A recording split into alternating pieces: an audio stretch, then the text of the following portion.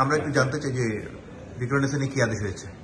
আজকে মহামান্য সুপ্রিম কোর্টের আপিল বিভাগের 1 নম্বর কোর্টে বিকর ন্যাশনাল স্কুল অ্যান্ড কলেজে 169 জন শিক্ষার্থী বাতিলের যে মহামান্য হাইকোর্ট যে আদেশ দিয়েছিলেন, এই আদেশের এগেনস্টে বাতিলকৃত শিক্ষার্থীর গার্জিয়ানরা 2টা সিপি ফাইল করে। 2টি সিপি আজকে মহামান্য সুপ্রিম কোর্টের আপিল বিভাগের 1 নম্বর কোর্টে 1 নম্বর এবং 2 নম্বর আইটেম ছিল।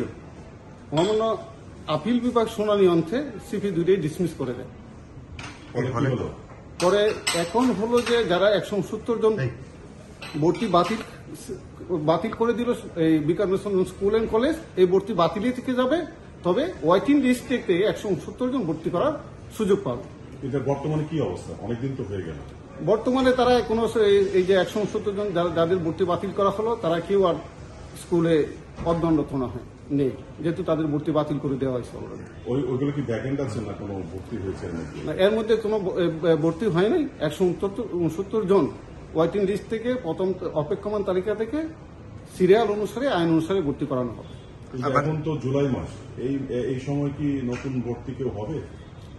যারা ওয়েটিং লিস্ট থেকে মামলা করছে তারা অফিসের সাথে যোগাযোগ করতেছে, স্কুলের সাথে যোগাযোগ করতেছে ভর্তি হওয়ার জন্য, এবং তারাই সকলেই ভর্তি হওয়ার জন্য ইচ্ছুক।